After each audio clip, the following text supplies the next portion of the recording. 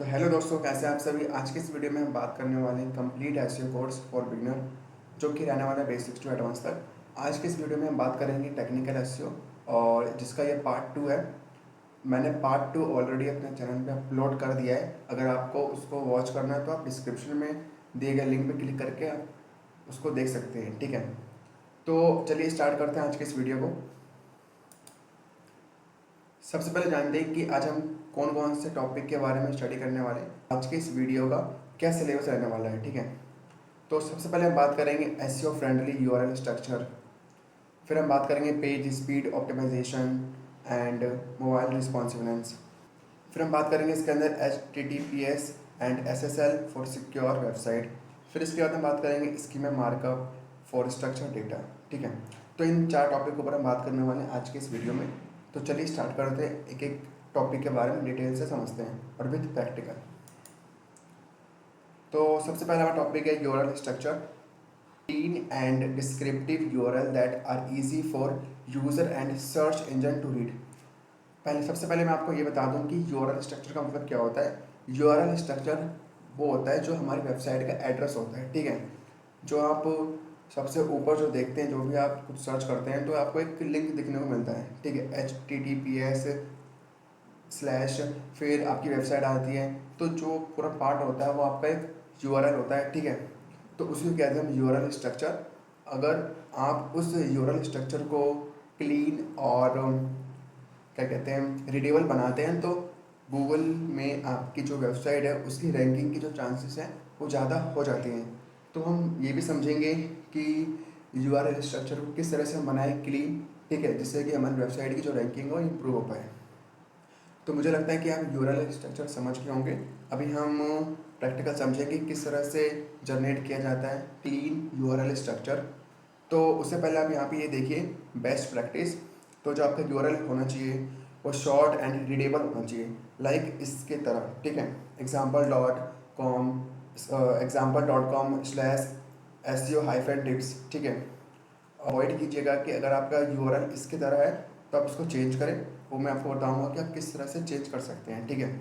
और इसी के साथ अगर आप यूआरएल बना रहे हैं तो आप अपने उस यूआरएल के अंदर नेचुरल तरीके से आप कीवर्ड इंक्लूड करें, ठीक है। हाइफन का यूज़ करें और आप ये ध्यान रखिए कि जो भी आप वर्ड लिख रहे हैं वो स्मॉल में हो, ठीक है। तो मुझे लगता है कि आप समझ गए होंगे कि यूआरएल स्ट्रक्चर किसे कहते हैं। अब हम देखते हैं कि किस तरह से क्लीन बनाया जाए, ठीक है। तो जैसे कि आप देख सकते हैं हमारे पास एक वेबसाइट है, ठीक है। हम इसी में सीखने वाले हैं कि हम किस तरह से क्लीन यूआरएल स्ट्रक्चर को सेट करें।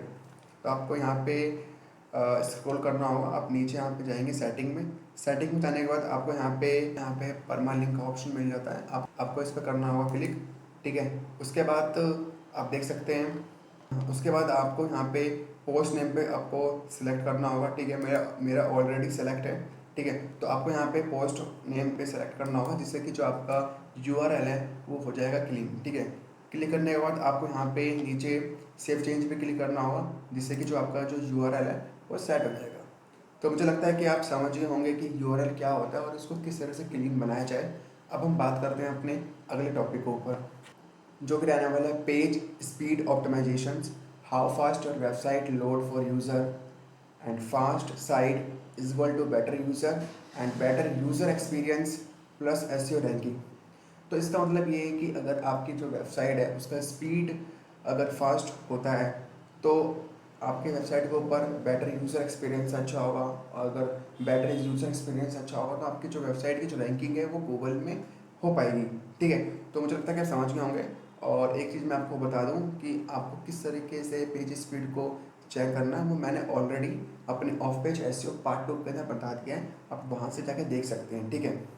अब हम की पॉइंट्स के बारे में बात करते हैं। तो अगर आप अपनी वेबसाइट के अंदर कोई भी इमेज को ऐड कर रहे हैं तो आप अपने इमेज को आपको अपनी इमेज की क्वालिटी को कम करना होगा, ठीक है। और उसके साथ आप पेज को कॉम्प्रेस करना होगा जैसे कि जेपीजी या पीएनजी में, ठीक है। आप एक चीज़ का और ये भी आप एक चीज़ का ये भी ध्यान रखें कि अगर आप अपने वेबसाइट के अंदर इमेज अपलोड कर रहे हैं तो वो 1 MB से कम का हो, ठीक है।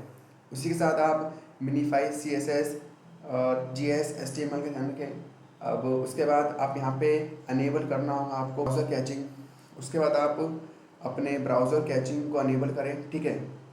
और उसी के साथ आप use content deliver network CDN के अंदर यूज़ करें, और जो आपका रिड्यूस करना होगा आपको सर्वर रिस्पॉन्स टाइम, ठीक है।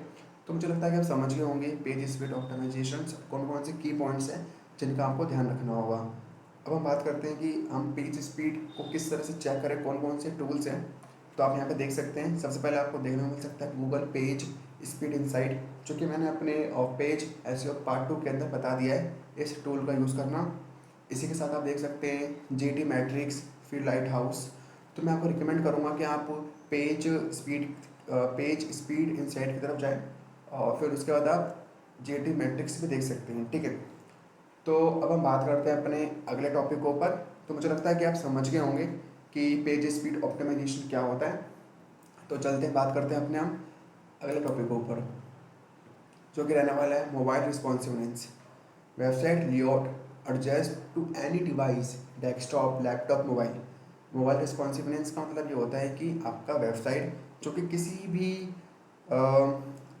लेआउट में एडजस्ट हो जाए, यानी किसी भी टाइप्स के प्लेटफॉर्म के अंदर, किसी भी टाइप के डिवाइस के अंदर वो एडजस्ट हो जाए, लाइक डेस्कटॉप, टैबलेट या मोबाइल।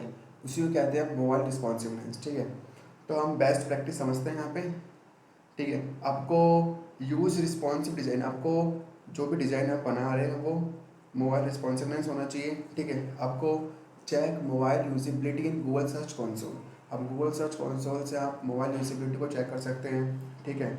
और इसी के साथ आपको अवॉइड करना होगा हॉरिजॉन्टल स्क्रॉलिंग, यानी कि जो हॉरिजॉन्टल स्क्रॉलिंग होता है, मैं आपको बता दूं, ठीक है। अगर आपका जो कंटेंट है वो इस तरीके का है तो आपको इसको अवॉइड करना है, ठीक है। आपको वर्टिकल पे फोकस करना है, ठीक है, क्योंकि मोबाइल फ्रेंडली जो होता है वो वर्टिकल पे फोकस होता है, ना कि हॉरिजॉन्टल पे। अगर आपका PC है तो आप हॉरिजॉन्टल यूज़ कर सकते हैं, अगर आपका मोबाइल फ्रेंडली है तो आप वर्टिकल यूज़ कर सकते हैं। तो यहाँ पे हम बात कर रहे हैं मोबाइल रिस्पॉन्सिवनेस की, तो उस केस में आपको वर्टिकल में फोकस करना होगा, ठीक है। तो मुझे लगता है कि आप समझ गए होंगे। अब इसके बाद आप देखेंगे कि mobile first indexing is now. तो आप सबसे पहले जो आपकी वेबसाइट है मोबाइल के अंदर उसकी इंडेक्सिंग होनी चाहिए, ठीक है। तो आपको इस सब चीज़ों का ध्यान रखना होगा, आपकी जो वेबसाइट है वो मोबाइल रिस्पॉन्सिवनेस बन सकती है। तो मुझे लगता है कि आप समझ गए होंगे। अब हम बात करते हैं अपने अगले टॉपिक के ऊपर, जो कि रहने वाला है HTTPS एंड SSL, जो कि इम्पोर्टेंट एक टॉपिक है। HTTPS ensure your website connection secure. HTTPS जो होता है वो अपनी आपकी वेबसाइट को सिक्योर करता है, और जो SSL सर्टिफिकेट जो होता है वो इनक्रिप्ट यूज़र डेटा होता है, ठीक है। तो इसमें हम समझेंगे कि आप किस तरीके से SSL सर्टिफिकेट को इंस्टॉल करें, ठीक है। तो उससे पहले हम जानते हैं कि कौन से की पॉइंट्स हैं। तो इंस्टॉल करना होगा आपको SSL site move from HTTP to HTTPS। अगर आप इंस्टॉल नहीं करते हैं तो उस केस में आप तो HTTP देख सकते हैं, अगर आप इंस्टॉल कर लेते हैं तो आप HTTPS को देख पाएंगे, ठीक है। क्योंकि ये सिक्योरिटी को बताता है कि आपकी जो वेबसाइट है वो सिक्योर है। और आपको अवॉइड करना होगा मिक्स कंटेंट, यानी कि आपको HTTP और HTTPS दोनों को एक साथ इंक्लूड नहीं करना, ठीक है। अगर आप इस चीज़ को अप्लाई करते हैं तो आपकी जो वेबसाइट का जो ट्रस्ट है वो बिल्ड होगा, और साथ में आपकी जो रैंकिंग है वो बूस्ट हो पाएगी। तो चलिए अब देखते हैं कि हम किस तरीके से SSL सर्टिफिकेट को इंस्टॉल करें। तो दोस्तों मेरे पास होस्टिंगर का प्लेटफॉर्म है, ठीक है। मेरे पास HPanel है होस्टिंगर का। हम इसके थ्रू हम समझने वाले हैं कि हम किस तरीके से अपनी वेबसाइट के अंदर SSL सर्टिफिकेट को इंस्टॉल करें, ठीक है। वैसे तो मेरा ऑलरेडी एक्टिवेट है SSL सर्टिफिकेट। अगर आपको एक्टिवेट करना है होस्टिंगर के थ्रू तो मैं आपको बता देता हूँ। आप होम पे यहाँ पे क्लिक करें, ठीक है। आपको ये डैशबोर्ड देखने को मिल सकता है, ठीक है, जो मेरी वेबसाइट है geniuspacer.com। तो इसमें हम इंस्टॉल करेंगे, ठीक है। तो आपको यहाँ पे सर्च बार दिख रहा होगा, आपको यहाँ पे क्लिक करना होगा। आपको यहाँ पे सर्च करना होगा SSL, ठीक है। तो आप देख सकते हैं, आपको इस पर क्लिक करना होगा। क्लिक करने के बाद आप यहाँ पे देख सकते हैं, एक सेकेंड, नहीं आया क्या? आ गया। आप देख सकते हैं कि जो मेरा SSL सर्टिफिकेट है वो ऑलरेडी एक्टिवेट है, इसका जो स्टेटस है वो एक्टिवेट है, ठीक है। और जब ये अनएक्टिव होता है तो किस तरीके से दिखता है मैं आपको बता दूं। तो आपको यहाँ पे डॉट पे क्लिक करना होगा, ठीक है। मैं इसको अनइंस्टॉल पे क्लिक कर देता हूँ। ठीक है। तो जो हमारा SSL सर्टिफिकेट है वो अनइंस्टॉल हो चुका है। तो आपको होम पे क्लिक करना है, फिर आपको यहाँ पे सर्च करना है SSL सर्टिफिकेट। तो आपको इस तरीके का डैशबोर्ड देखने को मिल सकता है। आपको फिर इसके ऊपर क्लिक करना है, ठीक है। उसके बाद जो आपका SSL सर्टिफिकेट है वो इंस्टॉल हो जाएगा, ठीक है। कुछ टाइम लगेगा, देखिए कि इंस्टॉल हो चुका है। ऑल राइट, हमारा जो SSL सर्टिफिकेट है वो इंस्टॉल हो चुका है, ठीक है। तो मुझे लगता है कि आप समझ गए होंगे कि SSL सर्टिफिकेट क्या होता है और इसको किस तरीके से इंस्टॉल किया जाता है, ठीक है। अब हम बात करते हैं अपने अगले टॉपिक के ऊपर, जो कि रहने वाला है स्कीमा स्ट्रक्चर डेटा, जो कि बहुत इंपॉर्टेंट है। और स्कीमा क्या होता है मैं आपको बता दूं। स्कीमा एक तरीके का एक ऐसा स्ट्रक्चर डेटा होता है जो कि गूगल के इंडेक्सर को ये सिग्नल देता है कि आपके कंटेंट के अंदर क्या है। और जो वो सिग्नल देता है, जो बताता है, उसके जो टाइप्स होते हैं बहुत सारे होते हैं। आप यहाँ पे देख सकते हैं। पहला टाइप होता है इसके अंदर आर्टिकल के थ्रू, जो आप सभी को पता है। प्रोडक्ट हो गया, FAQ हो गया, रिव्यू हो गया, इवेंट्स हो गया, ठीक है। इससे क्या होता है, इससे आपकी वेबसाइट की जो CTR है वो SERP के अंदर इम्प्रूव हो पाती है। SERP का मतलब होता है सर्च इंजन रिजल्ट। पेज के ऊपर आपकी जो CTR है वो इम्प्रूव हो जाती है। CTR का मतलब होता है क्लिक थ्रू रेट। तो मुझे लगता है कि आप समझ गए होंगे कि स्कीमा जो है वो कितना इम्पोर्टेंट है, ठीक है। जिससे कि आपकी जो वेबसाइट है उसका जो कंटेंट क्या है उस पर डला हुआ है उसके बारे में बताना, ठीक है, सर्च इंजन को, मतलब स्पाइडर को, ठीक है। तो उस समय हम स्कीमा का यूज़ करते हैं, जो कि इम्पोर्टेंट है, ठीक है। तो अब हम बात करते हैं कि इसको हम किस तरीके से लगाएं। तो अभी जो हम बात करेंगे वो हम वर्डप्रेस के थ्रू समझेंगे। अगर आपकी जो वेबसाइट है वो वर्डप्रेस के ऊपर नहीं है, अगर आपकी जो वेबसाइट है वो cPanel पे है, तो आपको मैनुअली गूगल पे जाना होगा, ठीक है। सर्च करना होगा स्कीमा जनरेटर। तो वहाँ से आपको एक फ़ाइल मिलेगी, वहाँ पे आपको फुलफिल करना होगा, फिर आपको स्कीमा मिलेगा, ठीक है। उसको आपको डाउनलोड करना है, फिर आपको अपने cPanel के अंदर उसको इंस्टॉल कर देना होगा, ठीक है। बट अब अभी हम बात करेंगे कि हम वर्डप्रेस के थ्रू किस तरह से लगाएं स्कीमा। तो चलिए देखते हैं। अब देख सकते हैं हमने एक अपना डैशबोर्ड ओपन कर लिया, ठीक है, वेबसाइट का। तो हमारे पास एक ब्लॉग है, तो हम इसमें सीखेंगे कि हम किस तरीके से स्कीमा लगाएं, ठीक है।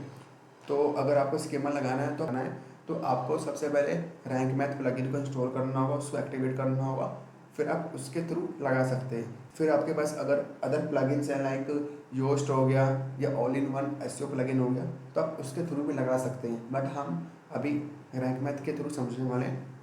तो अगर आपको स्कीमा लगाना है तो आपको यहाँ पे कहीं भी लगाना है।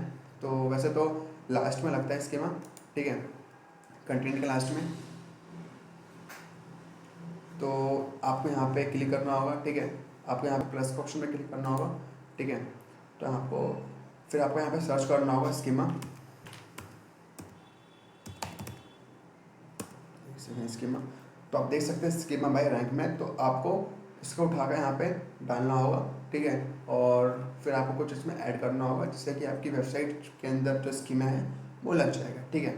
तो मुझे लगता है कि आप समझ ही होंगे कि स्कीमा किस तरीके से लगाया जाता है। Thank you for watching. मुझे लगता है कि आपको ये वीडियो अच्छा लगा होगा। ये हमारा टेक्निकल SEO का पार्ट 2 है, जो कि आज हमारा टेक्निकल SEO पूरा कंप्लीट हो जाता है। ऑफ पेज SEO भी हमारा कंप्लीट हो जाता है और ऑन पेज SEO भी हमारा कंप्लीट हो जाता है, ठीक है। आप उन सभी वीडियो को देखिएगा, आपको अच्छे से समझ आएगा, ठीक है।